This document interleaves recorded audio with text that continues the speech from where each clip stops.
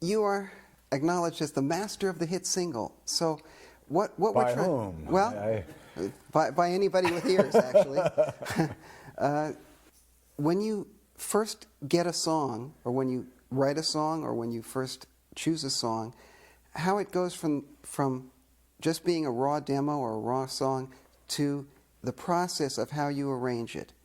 When I either write a song that I'm particularly happy with, or would hear a demo, say in years past, of some of the ones that went on to be big hits, the ones that are really, for the most part, the ones that become the biggest are the ones that are easiest to both write and arrange, because all is right with the world, if you will. It just brings out the best in an arranger. I imagine most would tell you the same thing.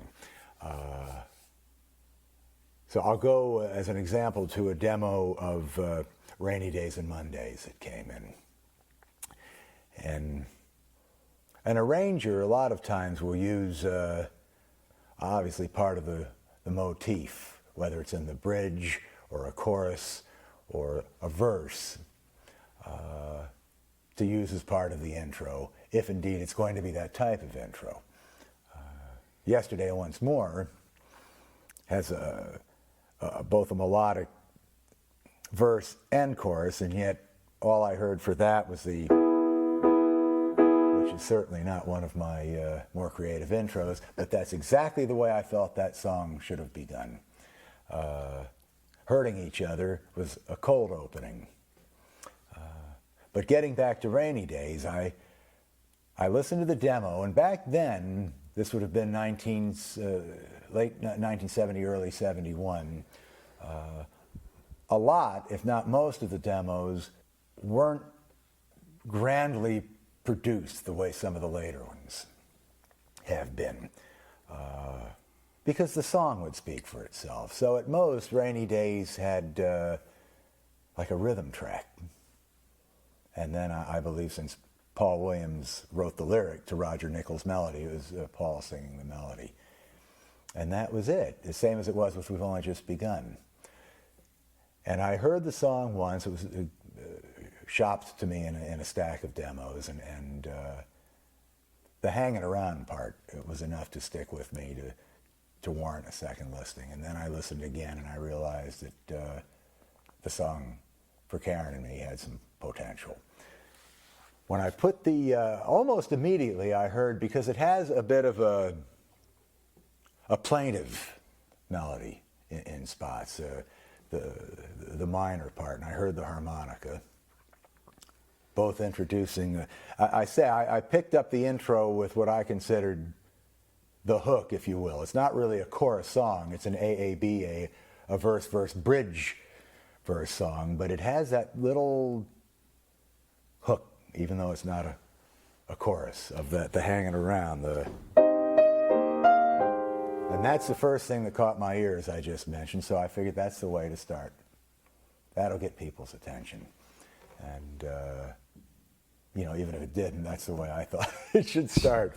And started very, almost sparsely, just with piano and harmonica, and, well, that's how we did it. Through the years, a lot of arrangements that would get to me would be ones that would start, if it were a vocal record, with the rhythm and vocal, and then a string pad, let's say, would come in the second verse, or halfway through the first, depending on the structure of the song. And that always got to me. And so I used a lot of that in my arrangements. So Rainy Days, again, is an example where you start with just, well, it was harmonica and piano, and then Karen and the piano, then the tom fill, and then bass and drums and strings came in, and then you start adding to it a little counter line with the harmonica, and then you build from there. Let's talk about, the choice of key. Would that be something because you knew her range so well that you immediately knew exactly what key, or did you get together with her and work it out, and maybe it would be higher or lower than you thought? Or every third blue moon, we would change by usually a half tone the key I had chosen for Karen to sing in because I knew her range, and I can picture her singing then and now so easily that I just pick the key and do the chart. I didn't need to consult with Karen.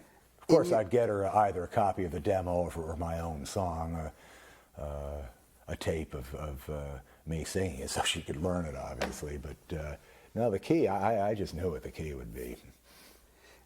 In the choice of one of the things that is very obvious about your arrangements, a particular trademark, is your counterlines, and as we talked about, either a harmonica melody, but especially the oboe seems to be an instrument you chose to use a lot, even two oboes once, that I can think of. The timbre of the oboe seems to be very related to the timbre of her voice. Was that one of the reasons why you chose that? I guess intuitively, I did choose the double reed instruments, primarily English horn or cor and oboe, because they work so well with certain tunes. I'd grown up listening to a lot of the Romantic Russian music, Borodin and Tchaikovsky and Rimsky-Korsakov, and the oboe always, when played properly, really elicited a response in me. And it does have, depending on the tune and the mode, really, as you pointed out, very much a quality, if not in timbre, in just emotive response that Karen possessed. The technical side of recording your ideas has changed through the years, but the records were very sophisticated, and I would guess that at the beginning of your recording career, were you working with 8-track or 16, or what was it? As far as tracks and recording, it just so happened that there are all these introductions of different formats, at least more tracks, I shouldn't say exactly different formats, that went along with Karen's and my beginning, and then all the way through our career. Our demos in Joe Osborne's studio, which was very nice, by the way, a garage studio he had, it was 4-track. When we signed with A&M in 1969, they had just gotten 8-track. And, or recently, I shouldn't say just, they had recently gotten 8-track. This was early 1969, and we thought that was the end of the world, I'll tell you. And we did our first album, Offering, on 8-track. By the time we get in to start doing Close to You in early 1970, it's 16-track. And then, let me think about this.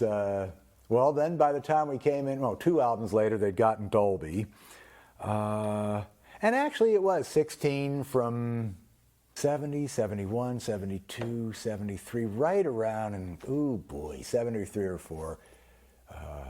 And I'm getting rusty here. Oh, by the time we got in and did Postman, and so it was 24. And now, of course, it's too many. I think if you can't make a decent record, even with 24, come on.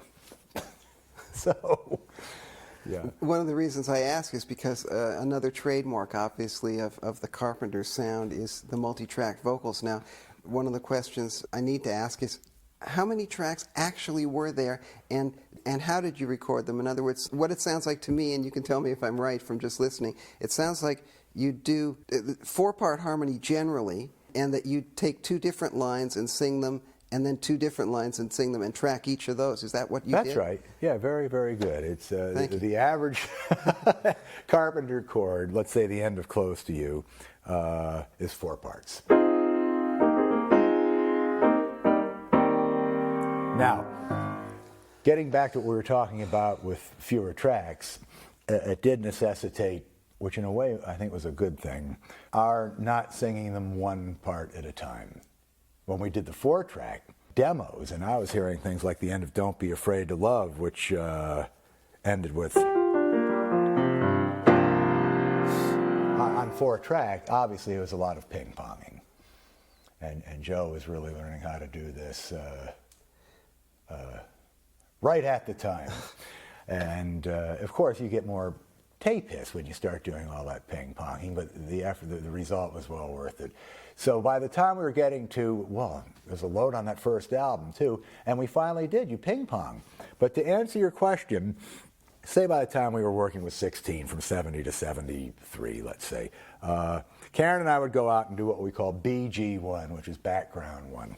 And that would be the outer parts. I'd sing her the parts, or we had a Wurlitzer electric piano, and I'd play the part in the booth. Or the Steinway was out in the room, and I'd play the part. In this instance, she would have been, and I took, wah, so, well, and then we'd sing them together into the 87. And we'd listen back, and when we got it just the way we wanted it, and that wasn't the way we wanted it, when we listened back, said, that's absolutely perfect, because when you go to overdub, we don't want any rubs anywhere. Well, she and I never talked about this because we thought it was the way everyone did it. We did not want to hear what we had just done back in our cans. Later, we found out that anyone else who did overdubbing, they couldn't believe that but both Karen and I, we really found it disconcerting if we heard what we just did.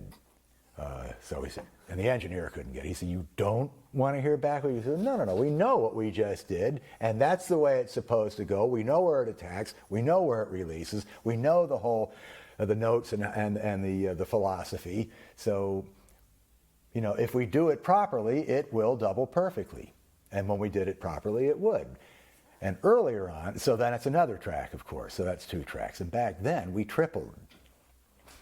And we found out through the years you really don't need to do the triple, but we tripled. So so that's 3 tracks. Now, again, by the time you're recording all these different instruments, whether it's all the tracks for the drums, and you see we didn't do stereo piano then because of lack of tracks, much to my chagrin. Mono piano, didn't like that.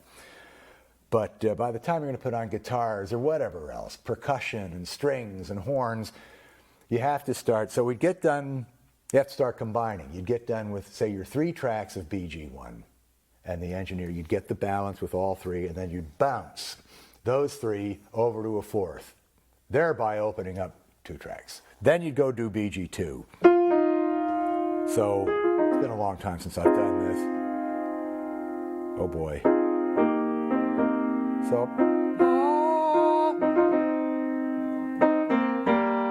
that's BG2. It's not particularly melodic, you know. And you do that. Yeah, that's it.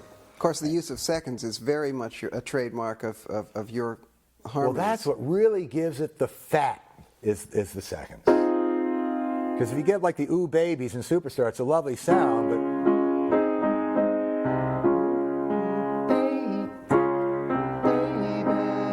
it's just 1 second when it goes, but then it's 3 again. So yeah, the second really fattens it up. And that's what we do. So you do 3 of those, and you'd end up with 2 tracks for your backgrounds, if indeed you were just doing a 4-part chord. Which in fact were 6. Were 6 tracks because you had 6. Oh yeah, it ends up being 12. Am I doing the math right 12 here? vocals, I guess. 12, yeah. One of the things that I would say about your arrangements is that even if there were no lyrics, the arrangements have so much drama and dynamics, use of surprise, dynamics, all of these elements, that they tell the story of the song. How much would you agree with that? And also, how much do the lyrics affect the way that you did that? Lyric, of course, is very important I should say, when the combination in my mind of the right melody and the right lyric is happening, it's greater than the sum of its parts. I know it's such an overused word to say synergy, it's synergistic, so I won't. It's just greater than the sum of its parts. But actually, the first thing I listened to when I would audition tunes is the melody. And of course, when John Bettis was sitting with me, first thing he'd listen to, of course, was the lyrics. But to answer your question, the lyric didn't play that much of a role in my arrangements, because it's really the the whole structure of the song, the melody, the chord changes, the mode, and all of that. In terms of making hit singles, one of the things that you don't want is for the audience to be bored. So with your arrangements, there was never a dull moment. And also, because of the use of surprise, I mean, is that what you were thinking of? This has got to be 3 minutes of getting on the radio and catching people's attention. So, because you had things like, for instance, bringing in the wah thing at the end and just surprising things, and use of terrace dynamics where you'd have something, you know, you have really loud and then you come down to really soft. Was that what was in your mind when you were making those? Well, I think just instinctively, it was, I didn't think these things through to that degree. It was pretty much, first off, again, whether it was an original song by me or one that I was auditioning, is it right for the Carpenters? Is it right, or not in this order, is it right for Karen? Is it right for the Carpenters? And is it an album cut or a single? That's the first and foremost. Is it, well, all of those. And then, well, then the arrangement. And it's just, I would hear it come out a certain way, and then years later, people who actually understood record making and the really the fine art of making we call them 3 minutes, and some of them were, but 4 at the most, with rare exception. It is an art.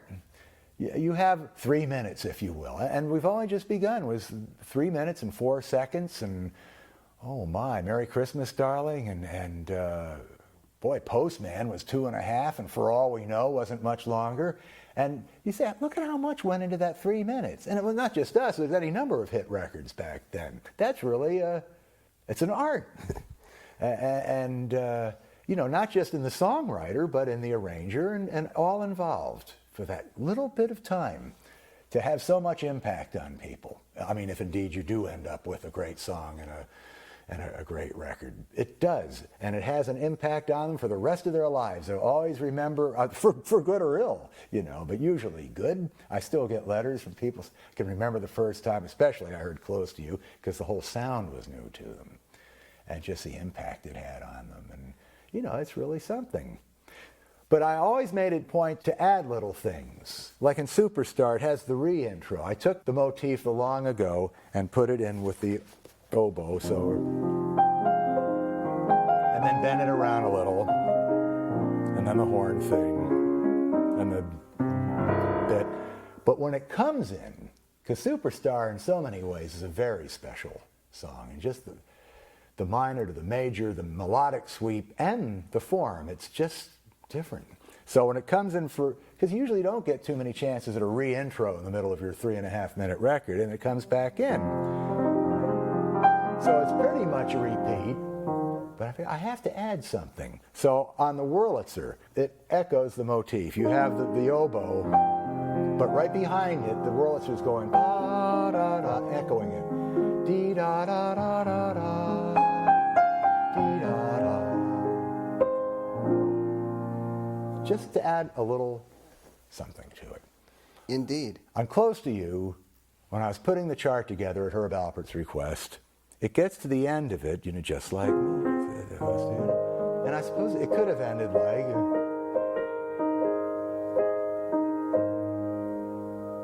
and I'm thinking, and then I thought back to the end of Raindrops Keep Falling on My Head. Out of nowhere comes that ba-da-ba-bum-bum-bum-ba-da.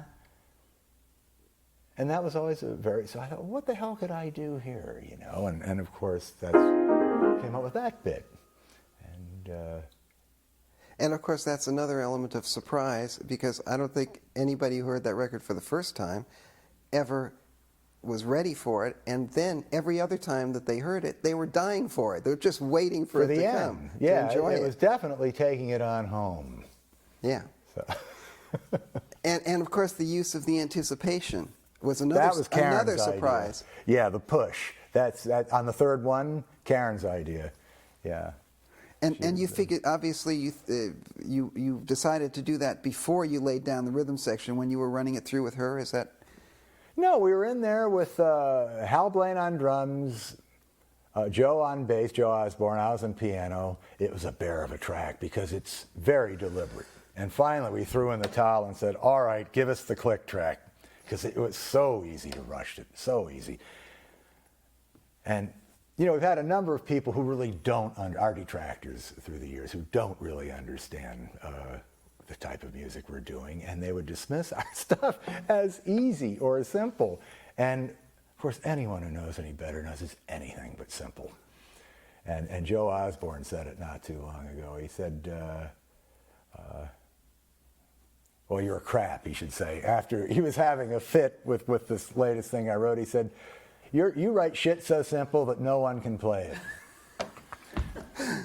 and of course, he knows all through the years it's not simple. And boy, you hear some of the sound-alikes through the years on our stuff. Sounds like the Carpenters. Oh boy. The one on Goodbye to Love, that was really a laugh. And Close to You, they didn't even get this voicing right. It was, this one in particular, it was really a hoot. So it is, anyone who does anything well, whether it's Sinatra or Como or Bing or Streisand or Karen or an athlete, they make things look simple or sound simple. So the layman, oh, I can do that. And then, boy, once you get into it, you just find out how difficult it is. Well, your music is highly sophisticated, and you showed as much as anybody could that sophistication can be highly commercial and appealing to the public. Now, I was going to ask you this later, but since you've talked about it, I mean, compared to today's general pop music, it seems that we're in a period of almost anti-sophistication. Would you agree with that? Just to stay on the point we were just talking about, if this is going in chronological order, I don't want to dismiss any pop record making as non-sophisticated or simple, because I know what goes into making almost any kind of a record. That being said, I'm not very happy with the state of pop music today and the records. It's more, and it is, it's a talent, but it's more of the producer's domain now than, to me, the writer or the artist. With all these machines that are available, the whole thing, well, that's the thing. It sounds like it's all being done, right down to the singers being done. The singers get put through Pro Tools or whatever to make them beyond humanly perfectly in tune, and it just doesn't sound right to me. It's not dynamic, it's not musical, and it could be that I'm 55 years old, but it just doesn't sound like something that in 30 years people, but, you know, haven't we all been proven wrong before? Well, as a contrast to that, for instance, the way that you would take a song and cover it, you actually arranged it. You arranged the hell out of it and took it somewhere else than it was before. Ticket to Ride is a great example. Now, when you heard that song and you decided to arrange it that way, today when they do covers, they're pretty much exactly as the original. But you really took that song to a different level. You want to talk a little bit about how you approached that? Lennon and McCartney's things always impressed me from the first time I heard From Me to You, which over here was summer of 1963. They have a lot of melody. They have a lot of melody. Through the years, even before Karen and I were Carpenters, we had the trio and all, and Karen was just starting to sing, and I'd ask her to do, a number of things as ballads that I thought had melody.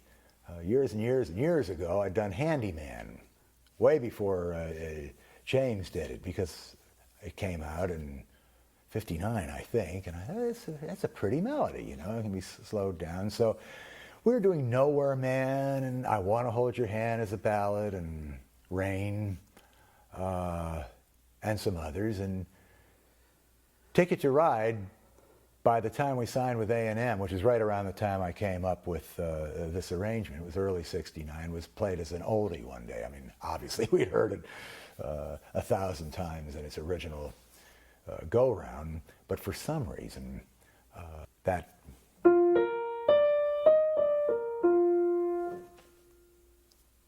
if you will, it hit me for the first time, and I thought, you know, that could be, and well, and as I put it together, which was pointed out to me years later by a chap who was doing an article for honor rangers pointed out that, because I said, Conchi, I didn't do this stuff, I didn't think it through to such a degree that I changed the melody and I changed some chord changes. So I changed that, and I'm certain not everyone's happy about this, but if you,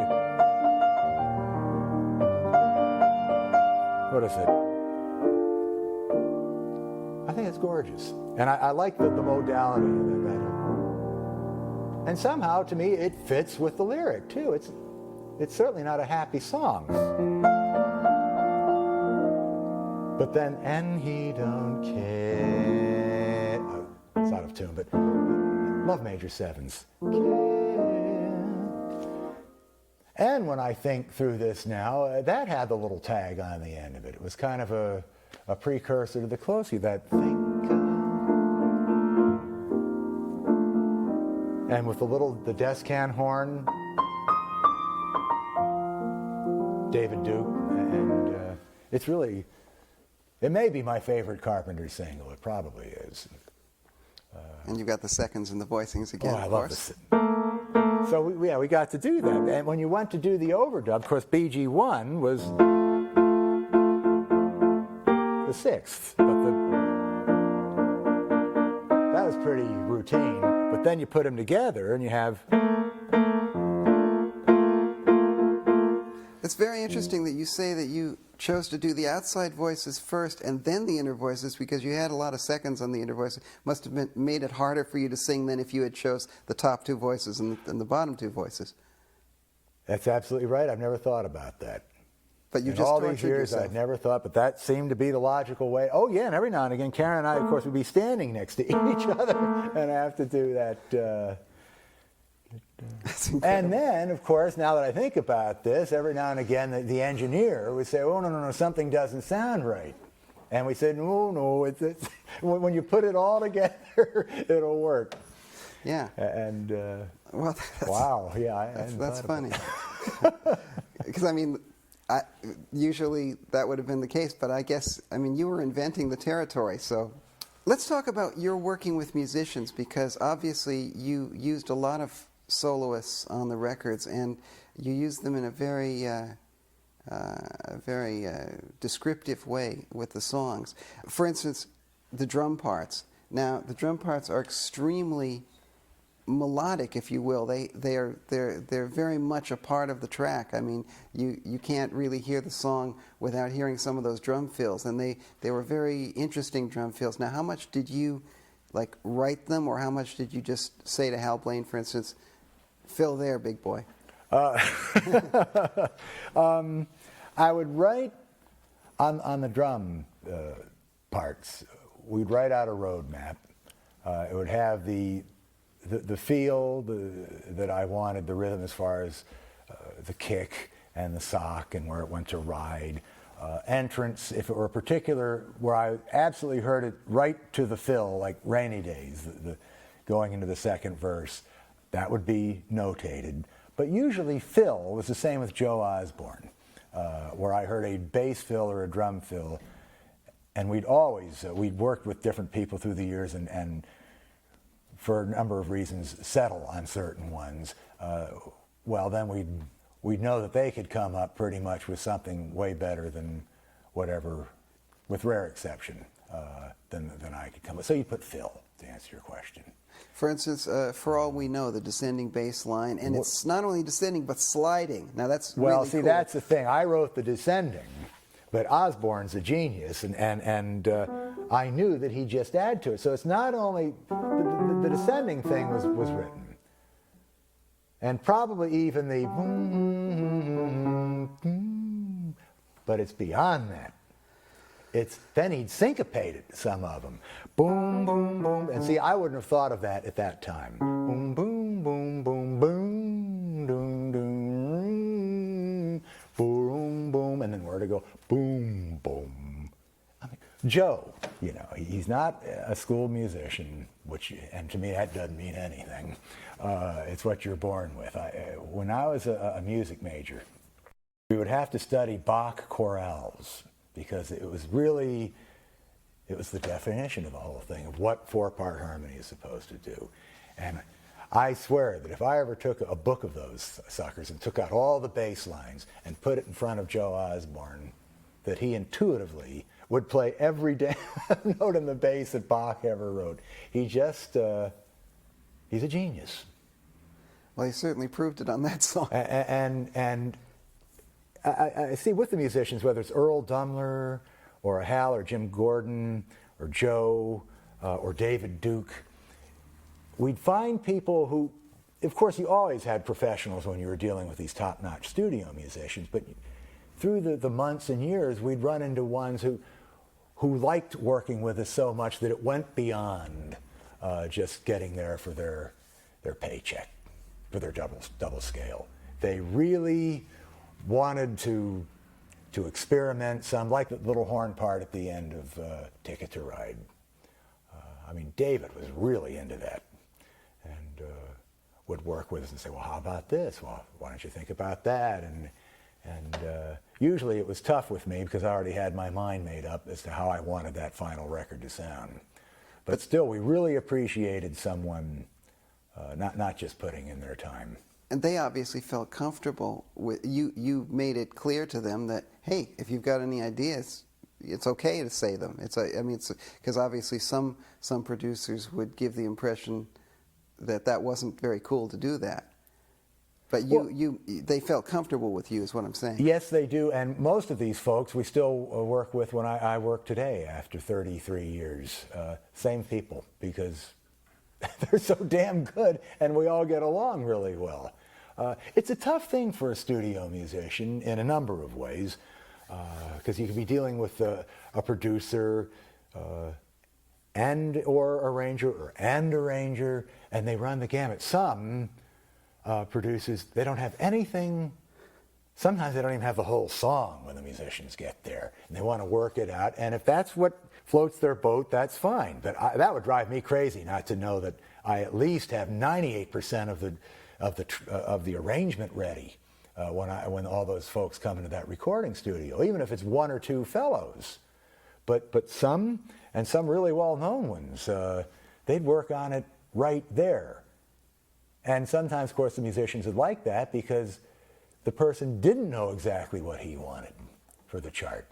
But sometimes you can have some who don't know exactly but know it when they hear it. You have other ones, and believe me, I've heard stories, who never know. It's like, try to sound like whatever's hot right now. Make it sound like that. And they try to tell them, we can't make it sound exactly like that, but they'll never know what they want. Then you have other ones, and I suppose I would be almost in that classification, who know exactly what they want and don't want any changes. Now, I'm just a little more flexible than that because these folks really have a lot of good things to say. Sure. I mean, I always say to my guys, listen, if you can come up with something better than I've thought of and I can take credit for it, great. Just a little bit, I mean, obviously, the guitar solos were pretty famous. How did those develop? They were overdubbed, for one thing, were they? Oh, just about everything's overdubbed for two reasons. With rare exception, I would really work with as few people at a time as I could get away with. One was for the sound quality, because I don't like leakage of any sort. And another is that I can really zero in on that part and that part alone. Not be working, say, with the guitarist while 5 other people are in there filing their nails or whatever. I really like one thing at a time. So we would really do, on calling Occupants, that was, for some reason, Joe couldn't get, of course, he moved away from LA years ago, and either the plane was late or the scheduling or whatever, so Ron Tutt and I, that was it. That was the beginning of that huge production, drums and Fender Rhodes. That was it. And then Joe went on, which is really something, because a lot of it's rubato, but he went on later, and then the whole thing built from there. But usually it would have been bass, piano, and drums, and then we'd add.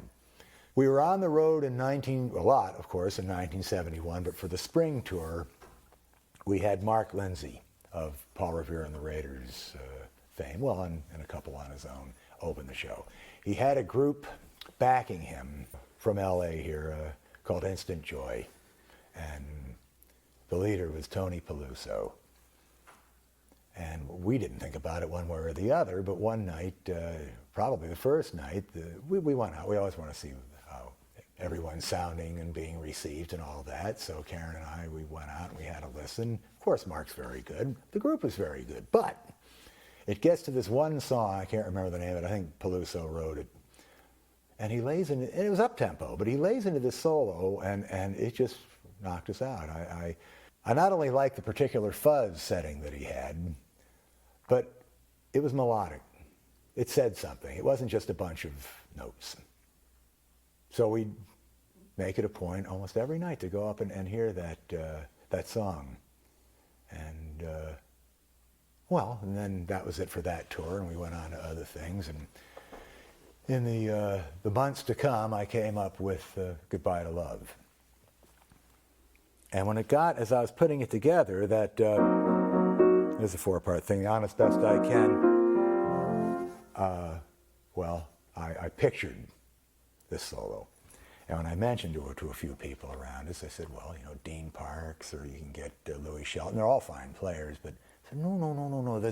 There's this kid. He's one much more than a kid. Of course, we weren't either, but a couple years younger than we, or at least than I think it was Karen's age. This guy can really play. So Karen, I think, got a hold of him. And it must have just made him nervous as hell. But he met us at Studio B at A&M Studios. And turns out, and I'm not talking out of school, that he doesn't read music. But doesn't mean anything to me. So, and when you see these setups today, and what the guitarists can do, I mean, it looks like they have rolling studios with them. And back then, Bone shows up with his Gibson and this little amplifier and a big muff fuzz unit. That was it. And we gave him a chord sheet, and I said, I want the first couple of bars playing the melody, and I played him the melody a few times. He's very quick. We got it in 2 takes. The bulk of that solo is the first take, and then I edit it when it goes to the... That's from the second take. And that was it. And as soon as he laid into it, I mean, I know we can pick it apart a little bit. It's a little bit sharp pitch-wise. Other than that, I'm still amazed with it, and it's exactly what I had in mind. And of course, we asked him to join the group. And it was almost the beginning of the whole power lead, these big rhythm ballads with the power lead. If you think about it, we use very little guitar. Well, actually, even after that, very little. Superstar and Close to You and Rainy Days and Ticket. Now, later we added Bone when we remixed Ticket in 1973, and Karen redid her lead and redid her drums. But all those early records had no guitar at all on them. At that point in time, I just didn't hear that much of it in the arrangements. Let's talk a little bit about Calling Occupants, which you mentioned earlier. Now, obviously, that was a pretty epic production. How did that develop? And I also noticed that you worked with another arranger on that. And how did that work, working together with somebody else? Calling Occupants came to my attention when Tony Peluso mentioned this album that had come out that I'd seen ads for in Billboard and Cashbox, Klaatu, K-L-A-A-T-U, named after the alien in the 51 classic, The Day the Earth Stood Still. Turned out to be a group of Canadian studio musicians who were big sci-fi buffs and Beatle buffs, and they put this thing together in their spare time, this album, and it's damn good. And they're really top-notch musicians. It was on Daffodil Records in Canada. It was picked up for release in the United States by Capitol, and since it's very Beatlesque, especially on several tracks, the ad campaign is, "Who is Klaatu?" And Bone said, you have to hear this thing. It's a good rip. And he said, there's this one called Calling Occupants, and he's talking about observing your Earth. And I thought, oh, this sounds like a hoot. So I pick it up, and, well, I like just about the whole album, but that's the first thing on there. And I thought, because we were trying to do a few things a little bit differently on what became Passage, the '77 album. Well, let's do this. But I think for budgetary reasons, Klaatu did a lot of the orchestral things that they'd come up with synthesizer. So I thought, oh, what the hell, let's do it with the real thing. So we had a symphony orchestra and a full chorus, plus the overdubs. A return of Tony's DJ from the Now and Then album. The Apollonian, as was described by a critic, guitar solo. It had everything in it. I was coerced, I should say, into making it a single. I never thought it was a single. I never wanted to edit it. And it did not do that well here, but it did, as you know, very well in the United Kingdom. And we'd have records here, like We've Only Just Begun, that were huge, that didn't do that well in the United Kingdom, so you never can figure. I worked, as we did on several other tracks, when it came to the orchestration, with England's late, great Peter Knight. For certain things, well, he could do just about anything, but for certain things of ours, I thought he could really do the perfect job, and that was one of them. So how would you work with him? Would you guys get together and talk at the piano about what you wanted, and then he'd go away and... That's it. Yeah. Okay. That was pretty much it. I mentioned the marching band thing in the one section, but I'll tell you, that whole chromatic, that scale that he has on the calling on, and near the end when it goes, that was all him. That's what I'm saying. You learn through the years. You become familiar with the people you think complement what you're doing the best, and then you just let them go to it. There's that. Well, I guess you'd call them wrong notes towards the end, on that section where you've got the descending chords and that the same figure is on top. Yeah. Oh, I know exactly what you're talking about. Oh,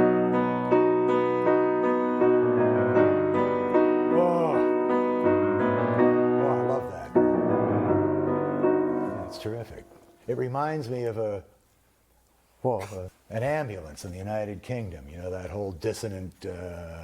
Bee-boo, bee-boo. Great. It works perfectly for a crazy record. It's a crazy record.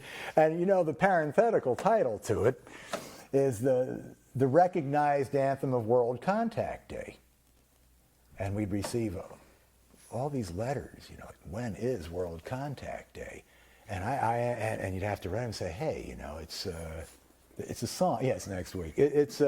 It's coming in with the Hale Bopp comment. It's a song, But I was doing an interview once with a major newspaper.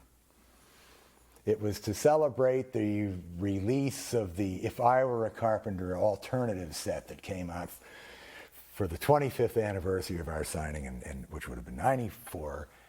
And the fellow, and he really knew our music, and it was really a nice interview. And well, thanks very much. It was in the United Kingdom, and then there's a bit of a pause at the end. He said, "Well, Richard," he said, "Just one more question." He said, and I have to paraphrase it by now, but it was pretty much, "Well, tell me about World Contact Day," or "When was World Contact Day?" Wow, I guess we must have sold this thing pretty convincingly. So. But it was all done in fun, even though it was a hell of a lot of work, that record. It was kind of a labor of love. Talking about working with other arrangers, you also worked with Ron Goro? Oh, Ron Goro. Yeah, Ron has the unenviable task, since I loathe writing music, literally writing music, of, taking down what I ask him to write. So he writes down what I hear. So again, you'll just sit at the piano. He'll sit there with a piece of paper. That's it. And he has great ears. So usually, if I give him something, even for the rhythm track like this, the same way as I heard it off the Klaatu record, he hears it from me. We have these ears that we're able to hear this stuff. But then, it's right down to every note in the strings. Of course, the vocals I would just either do myself or Karen was with me, it was by rote. But the strings, everything has to be written out. And then he'd write and I'd play the inner parts or whatever. I said, "No, wait a minute," and of course then he'd have to. He's a very patient man. We've been working together for 32 years. And thankfully, he still looks forward to working with me. Very patient guy. Here's a kind of funny question. When you're working with Karen, you were working with somebody who actually sang the melody. Now, what would you do if you had to produce a record with Mariah Carey? Oh, it's not my style, Richard. I am really a traditionalist. So I have to listen. As far out as I want a melody from the original would be what Frank Sinatra used to do. That's it. I pretty much want it like Perry and Karen and any number, because to me, if the melody's strong enough, it doesn't need all the gymnastics. That's just not my thing. So I can appreciate the talent of Mariah Carey or Celine Dion or some of the Whitney Houston, but it's just not my cup of tea. I couldn't work with her unless she would want to just sing. And I'd give her melody. If I didn't write it myself, I'd find something that's strong enough that doesn't need all that stuff.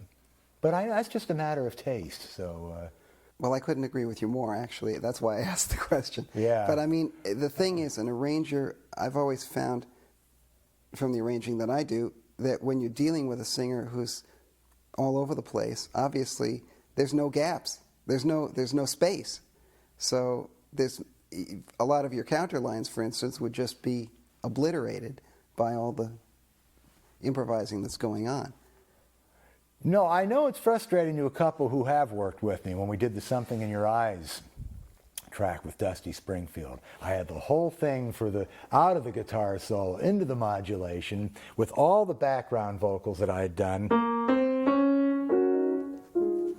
And when it builds, and rightly so, she said, well, wouldn't you like something in your eyes, which is very pretty. And I said, oh, no, Dusty, see, everything was all, and I know our critics and my critics would say, you're too, everything is too structured, maybe something like that would be good, and they could very well be right, but that's just the way I hear things, so it's very formal. Nothing wrong with that. Just talking about how you take a song and take it somewhere else. We've only just begun. Started life as a commercial, and you turned it into an all-time classic. Can you take us through the process of how you first heard it and what you did with it? It was written by Paul Williams. We've only just begun. Written by Paul Williams and Roger Nichols. I was familiar with Paul's voice. They're a very talented writing team. They were with A&M's publishing arm. We knew them, knew their stuff. They hadn't had a hit. We figured it was a matter of time. They'd been hired to produce a bank commercial for the Crocker Bank. Soft sell showing a young couple getting married, driving off, the whole thing that the song was written for. Rice being thrown, kiss for luck, driving into the sunset. And at most, it had a voiceover at the end, and it may have just been the tag. You've only just begun, let us help you get there. Been a long time, so I don't know if someone said something or not. Probably didn't. And it got a lot of airtime because it was a good ad. Well, I mean, I heard it a couple of times, and I knew right off the bat it was Paul. I know his voice. And there was a 60-second one and a 30-second one. One was one verse and one was two. By the time, either the first, second, third time at the most I heard it, I thought, this thing's a hit. It's a hit. If, of course, it has a bridge and a third verse. And as Paul later said, if it hadn't had one, being that Karen and I were interested in it, they would have written one. But that didn't cross my mind at the time. So I saw him on the A&M lot and asked him about it. He said, oh, yeah, it's a whole song. So I went over to the publishing, and I got an acetate at the time and played it, and I heard I thought it was a little weak going into the, it wasn't an A, but let's leave it an A, because that's where,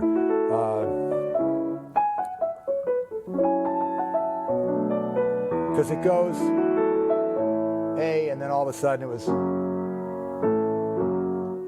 I didn't like that. But I love the bridge, and I love the together bit, and I knew that the second time we did together, we'd do, and I took it into the sound stage where we were set up, A&M, and I put together. So to get a smoother transition into the bridge, I did, well, it became, and then the whole thing. And that settled it. And, we thought that. You see, We're Close to You, to me, even though as the record took shape, we thought it was really, really something. And people were breaking studio protocol, pushing doors open to the booth to say, what is that? They'd never heard anything like it.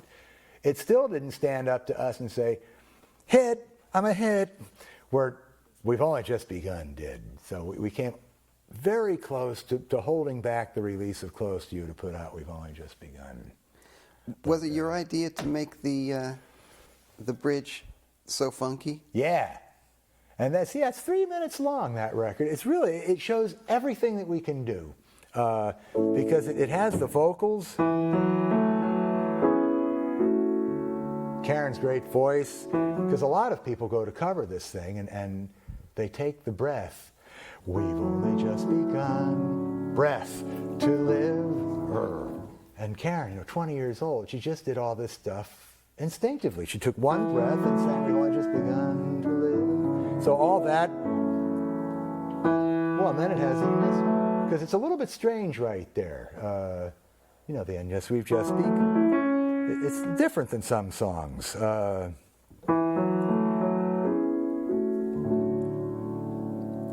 so then when it builds, so put the brass stabs the Wurlitzer's doing, and then and then you bring it, and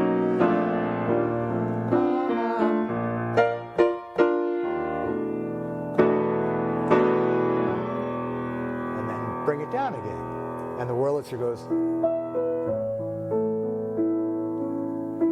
little counter line that I don't think's high enough in the mix, So it really has a nice brass thing at the end, has a cold ending, which I like, because anytime I can get away from a fade, I'll do it. Yeah, that record has everything. It's really some song and record. What is it that you hate about fades? They're not natural. So in a sense, overdubbing isn't natural. I got into it once, and of course I am a bit of a hot-tempered sort and very, very touchy. And we were in Australia in '72 doing a tour over there, and we were in Sydney, and we did the first show, and a number of interviews were set up, and this fellow said, there's something about us being, you're an electric band. I said, we're not an electric band. And he said, well, you are. It got in. I said, we are not an electric band. And I stormed out. Because he said, well, look at you. You're up there. Now, Tony wasn't even with us at the time. But I guess I know what he's talking about now. We definitely, of course, we had a Steinway or a Baldwin or something up there. But you had your electric piano, an electric bass. So I guess that's what he meant. See, I was thinking more like, but in a sense, we were. In a sense. To this day, it seems odd the Carpenters being an electric band. But in a sense, in the studio, we certainly were, because in a sense, not electric guitars, obviously, but technical stuff, because we did all and yet, the piano and Karen's lead and all that is as natural as can be. So it was actually, I guess, an amalgam. Did you find that manifesting the records live required a little bit of cleverness? It was difficult to do this live. The easiest part was the most important part, which was Karen's lead and my accompaniment. But then to get those vocals, we had background singers and musicians, both, and they were multifarious, and they worked with us on the approach to the vocals and working the mic so we could get the best blend. But that being said, it wasn't overdubbed. It wasn't just Karen and me. And Karen and I would do that breathy thing every now and again, like the Waz, where you, and Lord knows, it was rough enough to do in a studio. If you're on stage with 5, 10, 20,000 people, you're lucky to be able to hear properly at all. Never mind trying to get that airy sound. So it was an approximation. How many singers did you take with you? It would have been 4 altogether. It was Doug, who also played some keyboard and clarinet, Doug Strawn, and so he sang, and then Danny sang, and Karen and I sang, and that was it. So you got one, but every now and then, depending, like that sounded pretty good. Not really like the record, but it was all in tune and usually balanced, and this is a lot of fun because Great. I don't get asked this stuff most of the time. Well, And it's really a treat to have someone who actually hears this stuff. I'm glad, and being an arranger all my life, these are the things that influenced me. One quick question I wanted to ask, just because you've listed some of the classical composers who influenced you, were you influenced by any other pop arrangers before you got into the business? Oh, sure. Well, vocal-wise, the first was, and Les himself said it was Mary who came up with all the parts. So I guess it would be Mary Ford. Because the first record of theirs I heard was Tiger Rag, not How High the Moon. I don't know if you're familiar with the record. Okay, that's where I heard this bit, this right there, because he's going dun dun dun dun, and she's going ooh wah ooh, and that's the voicing. And I would have been 4 or 5, and that hit me. I had to have the record, and then subsequent ones. I was just crazy about them, but just that right there, that ooh wah. Right there did it. Later, it would have been Hugo Winterhalter. I love the way, and he doubled the top of the octaves, like in The Man with the Banjo, and what he did with the vocals and that whole ethereal thing, and bringing them in the second, and the whole in Canadian Sunset, ooh, and then I may be in the wrong key, but that whole, see, he did what you're taught not to do, which is double your octaves, but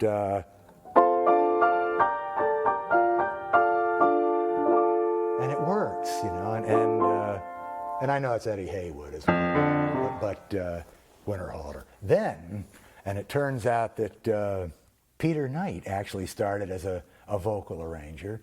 There was a record that came out in 1956. I'm a Spike Jones fan. And this was half serious, if not 3/4 serious, his Christmas album. And Spike always had an ear for the finest talent. I mean, the City Slickers, you couldn't get any more talented people than those guys.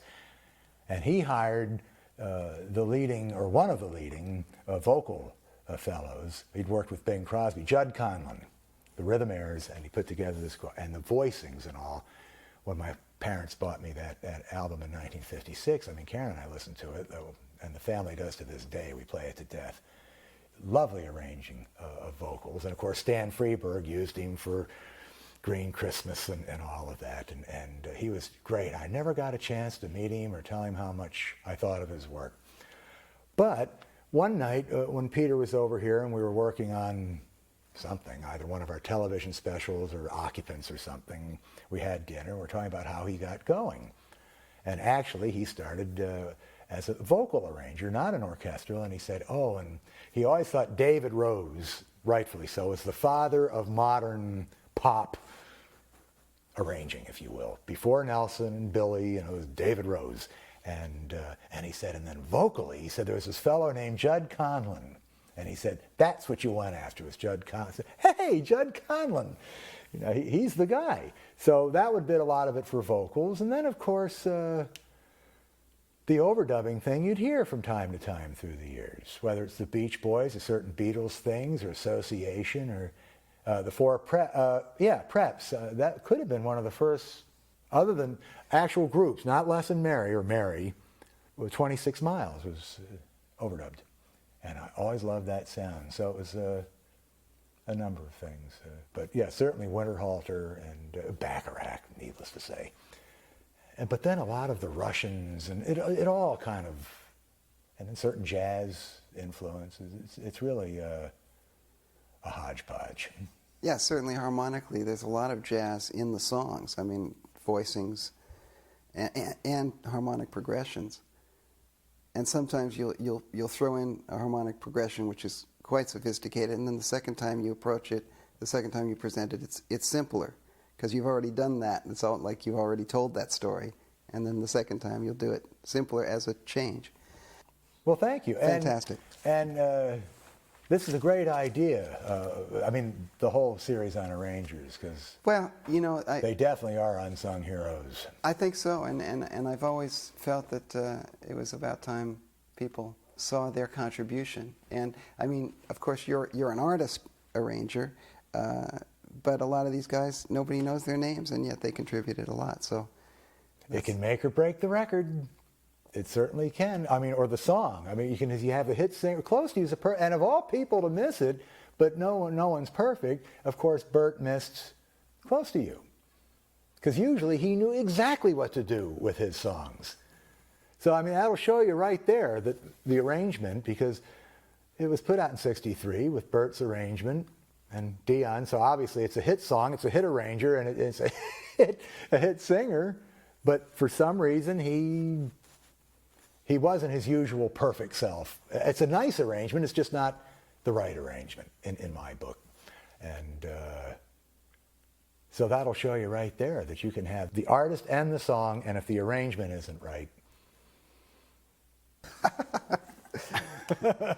Great.